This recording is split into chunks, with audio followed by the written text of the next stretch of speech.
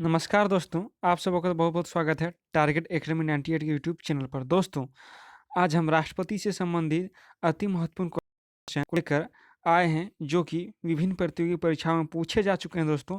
एकदम ज़रूरी से ज़रूरी क्वेश्चन है जो कि विभिन्न प्रतियोगी परीक्षाओं में पूछे जा चुके हैं, एकदम पूछे जाने योग्य हैं। तो वीडियो स्टार्ट करने से पहले कहना चाहूँगा दोस्तों, हमारे चैनल को सब्सक्राइब कर लीजिएगा और बेल आइकन को ऑन कर लीजिएगा। चलते हैं दोस्तों आगे। हमारा पहला सवाल है दोस्तों, भारत में कार्यपालिका का अध्यक्ष कौन होता है? ठीक है, भारत में कार्यपालिका का अध्यक्ष कौन होता है? तो दोस्तों याद रखिएगा, कार्यपालिका का अध्यक्ष राष्ट्रपति होता है। कार्यपालिका संबंधी समस्त कार्य राष्ट्रपति के नाम से होते हैं।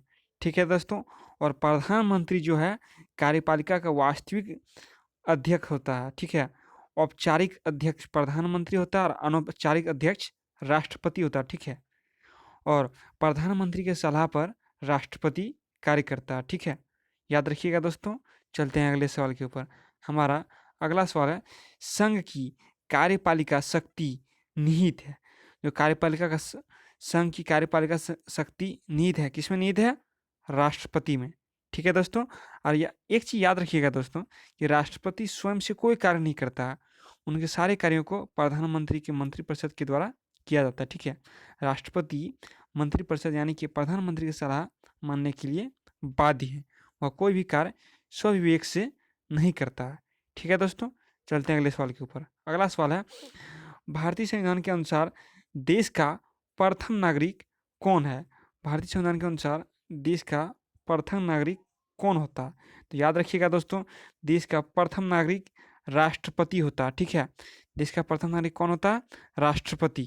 चलते हैं अगले सवाल के ऊपर। अगला सवाल है, भारतीय सशस्त्र सेनाओं का सर्वोच्च कमांडर कौन होता है? भारतीय सशस्त्र सेनाओं का सर्वोच्च कमांडर कौन होता है? वायुसेना, जल सेना, नौसेना, थल सेना।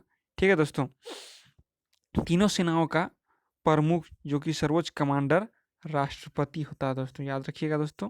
ठीक है, तीनों सेनाओं का सर्वोच्च कमांडर राष्ट्रपति होता है। चलते हैं अगले सवाल के ऊपर। अगला सवाल क्या है, भारत के में राष्ट्रपति निर्वाचित होने के लिए भारत में राष्ट्रपति निर्वाचित होने के पात्र बनने के लिए किसी व्यक्ति की आयु पूर्ण होनी चाहिए। ठीक है, किसी व्यक्ति की आयु पूर्ण होनी चाहिए। तो याद रखिएगा दोस्तों, भारत में राष्ट्रपति बनने के लिए किसी भी व्यक्ति की आयु कितनी होनी चाहिए? 35 वर्ष। ठीक है दोस्तों, इससे कम उम्र का कोई भी व्यक्ति व्यक्ति राष्ट्रपति नहीं बन सकता। ठीक है, चलते हैं अगले सवाल के ऊपर। अगला सवाल क्या, राष्ट्रपति पद का चुनाव संचालित किया जाता है? राष्ट्रपति पद का चुनाव संचालित किया जाता है, किसके द्वारा संचालित किया जाता है दोस्तों?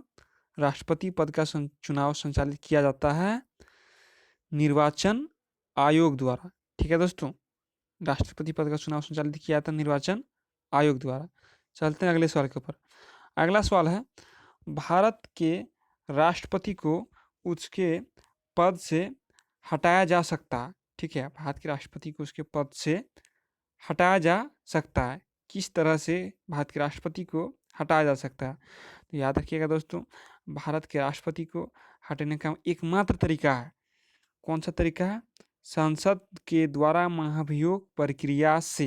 ठीक है, संसद के द्वारा महाभियोग प्रक्रिया के द्वारा ही भारत के राष्ट्रपति को उसके पद से हटाया जा सकता है। और ये इसका उल्लेख कौन सा अनुच्छेद में किया गया है दोस्तों?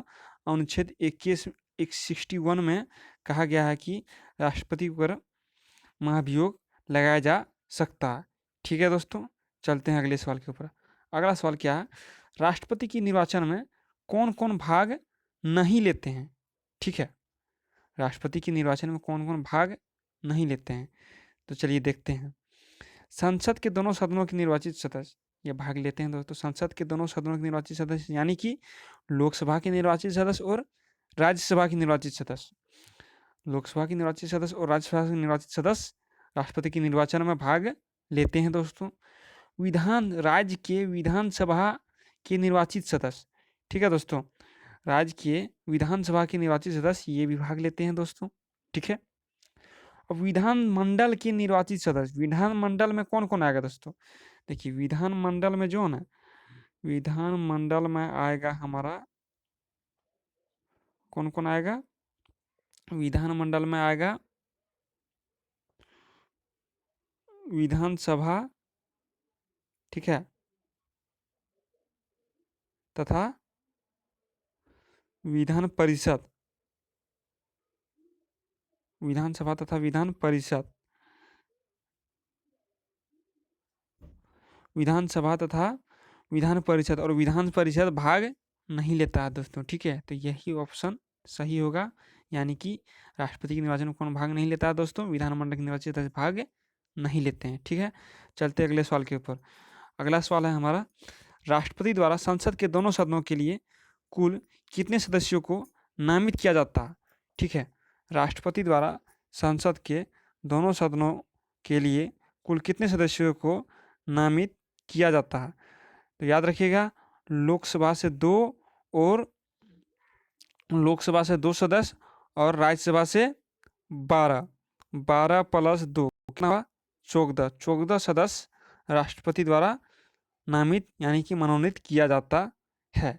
ठीक है, चलते अगले सवाल के ऊपर। राष्ट्रपति किस स्थिति में अध्यादेश जारी कर सकता है? ठीक है, राष्ट्रपति को अध्यादेश जारी करने का अधिकार है, तो वह किस स्थिति में अध्यादेश जारी कर सकता है? तो याद रखिएगा, आपातकाल में नहीं, वित्तीय आपातकाल में, सदन के अधिवेशन न रहने के स्थिति में, जब सदन का अधिवेशन न चल रहा हो, ठीक है, सदन स्थगित हो, उस वक्त राष्ट्रपति अध्यादेश जारी करता है। उस अध्यादेश का मान कितना दिन तक रहता है दोस्तों? 6 महीना तक, यानी कि जब तक सदन जैसे स्टार्ट होगा उसके बाद 6 सप्ताह के अंदर उसको पास कराना होगा।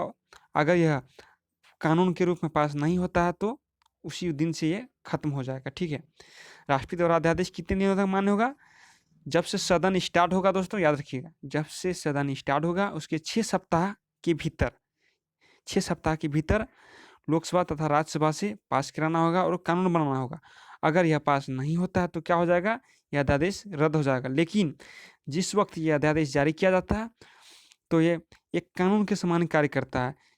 ठीक है दोस्तों, और अगली वीडियो को लेकर हम आपके बीच आते रहेंगे। तब तक के लिए धन्यवाद।